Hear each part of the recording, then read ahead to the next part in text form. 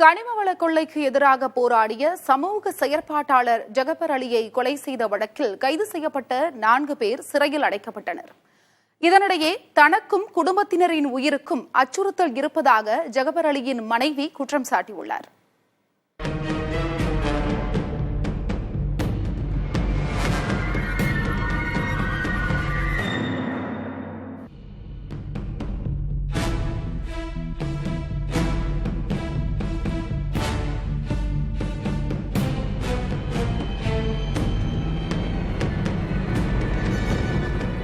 கடந்த 26ஆம் தேதி தாசில்தார்கிட்ட போய் மனு கொடுத்து சொன்னேன், இந்த மாதிரி 70,000 நடை சக்கையை பதுக்கி வச்சிருக்காங்க இல்லீகலா, நீங்கள் போய் அதை பிடிங்கன்னு சொல்லி சொன்னேன்.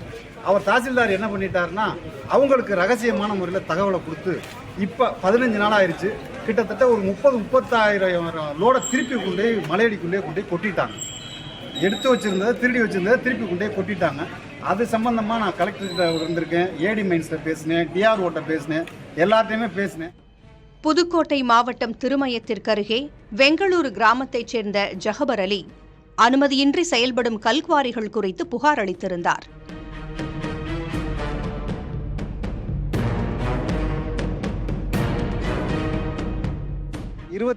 தேதி தாசில்தாருக்கு மனு கொடுத்தேன். நான் மனு கொடுத்த செய்தி தாசில்தார் எப்படியோ கசிய விட்டதுனால கிட்டத்தட்ட 40 லாரிகளை வச்சு இரவும் பகலுமா மறைச்சு வச்சிருக்க சக்கையை, திருடி வச்சிருக்க சக்கையை அள்ளி கொண்டே மீண்டும் குவாரிக்குள்ளே கொட்டிக்கிட்டு இருக்காங்க. நான் மீண்டும் தவறு நடக்குது, அந்த தவறை பிடிங்க, திருடப்பட்டிருக்க பொருட்களை அரசுடைமை ஆக்குங்க, திருடுகள் மீது நடவடிக்கைங்கன்னு மீண்டும் கேட்கிறேன்.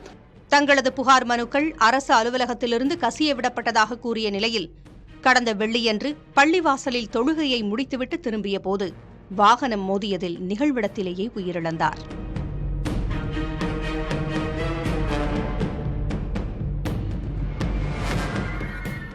காவல்துறையின் விசாரணையில் சட்டவிரோத கல்குவாரி தொடர்புடைய தொழிலில் ஈடுபட்டிருப்பவர்கள் திட்டமிட்டு சாலை விபத்தை ஏற்படுத்தி ஜகபர் அலியை கொலை செய்தது தெரியவந்தது. இதையடுத்து குற்றச்சாட்டுக்குள்ளான நிறுவனங்களின் உரிமையாளர் உள்ளிட்ட 4 பேரை காவல்துறையினர் கைது செய்து திருமயம் நீதிமன்றத்தில் ஆஜர்படுத்தினர்.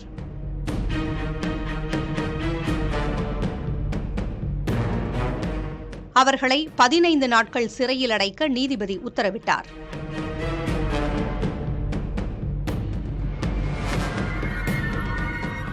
இந்நிலையில் சட்டவிரோதமாக செயல்படும் கல்குவாரி தொடர்பாக ஜகபர் அலி பலமுறை புகார் அளித்தும் வருவாய்த்துறையினரும் காவல்துறையினரும் நடவடிக்கை எடுக்கவில்லை என்று அவரது மனைவி மரியம் குற்றஞ்சாட்டியுள்ளார். எனக்கு வெளியில் எதுவுமே தெரியாது, வேலைக்கு போக தெரியாது, எதுவும் தெரியாது. 3 பிள்ளைகளும் படிச்சுக்கிட்டு இருக்குதுங்க. அவங்க அத்தாவை நம்பி மட்டும்தான் அந்த பிள்ளைங்க வாழ்ந்துக்கிட்டு இருந்துச்சுங்க. அத்தாவை இப்படி பண்ணிட்டாங்க. இனி அரசு தான் எங்களுக்கு ஏதாவது உதவி பண்ணணும். என் பிள்ளைங்களுக்கு ஏதாவது நடவடிக்கை எடுத்து என் பிள்ளைங்களை படிக்க வைக்கணும். எங்களுக்கு பாதுகாப்பும் வேணும். இது கனிம வளத்துக்காக போராடினாரு. இப்போ எங்கள் உயிருக்கே பயமாக இருக்குது. எங்களுக்கு உரிய பாதுகாப்பு வேணும். என் பிள்ளைகளுடைய எதிர்காலமும் எங்களுக்கு வேணும், கேள்விக்குறியாக இருக்குது. மேலும் ஜகபர் அலியின் குடும்பமே வாழ்வாதாரம் இன்றி தவித்து வருவதால் அரசு உதவ வேண்டும் என்று அவரது உறவினர்கள் கண்ணீர் மல்க கோரிக்கை விடுத்துள்ளனர். எங்கள் சச்சாவுக்கு படிப்புனா ரொம்ப பிடிக்கும். பல பிள்ளைங்களை படிக்கிறதுக்கு கைடும் பண்ணியிருக்காங்க, படிக்க உதவியும் பண்ணியிருக்காங்க. இப்போ அவங்க பிள்ளைங்க படிக்க முடியாமல் நிற்கிறாங்க. அதுக்கு இந்த கவர்மெண்ட் உதவி செய்யணும். அவருடைய மூத்த பொண்ணு நீட் கோச் பண்ணுறான். அவருடைய கனவே பிள்ளைய டாக்டர் ஆகணும். அதுக்கு இந்த கவர்மெண்ட் ஒத்துழைச்சு அந்த பிள்ளைக்கு எங்களுக்கு டாக்டர் சீட் கண்டிப்பாக வாங்கி கொடுக்கணும்.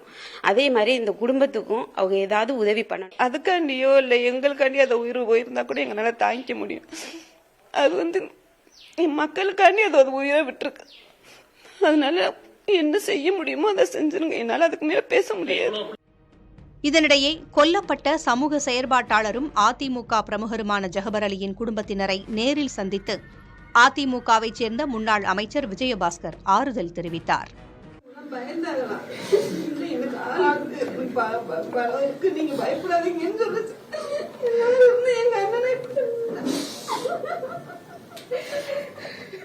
புதிய தலைமுறைக்காக செய்தியாளர் முத்து பழம்பதி.